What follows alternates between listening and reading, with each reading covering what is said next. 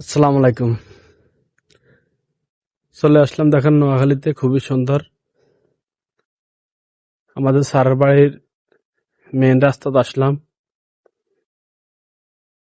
দেখেন মাশাআল্লাহ খুবই সুন্দর পরিবেশ।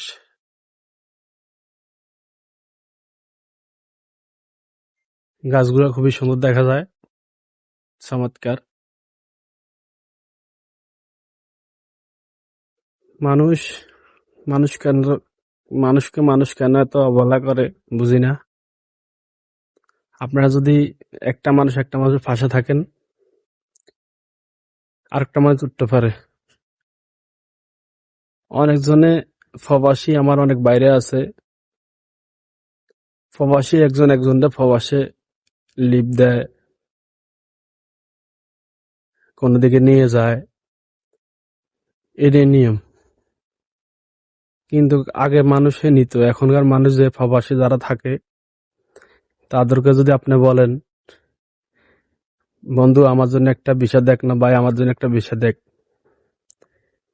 বলে না কি করবি, বিদেশে এসে কি করবি, বিদেশে কিছু করা সম্ভব না, কিছু করতে পারতি না, যে কষ্ট বিদেশে, প্রচুর কষ্ট।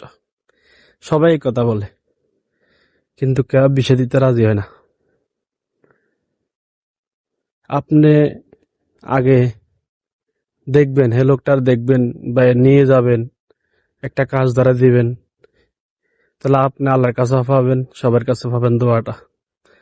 হের ফ্যামিলি ধরেন যে যদি প্রবাসে যায়, হের ফ্যামিলি চললে আপনার জন্য দোয়া করবে। কিন্তু বলতে আছে খালি পাইতা না, বিদেশ যায় কি করবা, বিদেশ যায় কিছু করা সম্ভব না, কিছু করতে হইতে না, দেশে থাকো। তা আমার কথা হচ্ছে, তুমি বিদেশে থাকো, প্রবাসে থাকো, তুমি থাকতে আছো, তাহলে হে থাক পারবে না কেন? তুমি যদি পারো বিদেশে থাকি, যদি 2 টাকা ইনকাম করতে, তাহলে হে পারবে না কেন? তো তুমি যদি এটা এমনি লিগেল বলতে পারো না, আমার কাছে ভিসা নাই, তুমি অন্যদিকে চেষ্টা করো, তো মানুষ অন্যদিকে চেষ্টা করবে। কিন্তু আশ্বাস দাও, উল্টাটা বলো, কি করবা বিদেশে, কি করবা, পরিশ্রম, প্রচুর পরিশ্রম, এগুলা কিছু করা যাইতো না, বিদেশে কিছু কি করবা, দেশে থাকো। অনেকজনের অনেক কথা এগুলো বলে মানুষের লগে। মানুষরা যদি আপনি ভালো লাগলে বিষয় দিবেন, না দিলে নাই, এসব কথা বলার দরকার কি? এই জন্য আমার পক্ষে তো বলতেছি না, এটা মানুষ অনেকজনে আমার বন্ধুরা অনেকজনে এই কথা বললে ফোন দিলে, বললে কথাবার্তা বললে এগুলা বলে। এই জন্য আজকে মনে একটা আবেগ থেকে বললাম আরে। আপনারা যারা আমার ভিডিওটা দেখবেন, মনে কষ্ট নেবেন।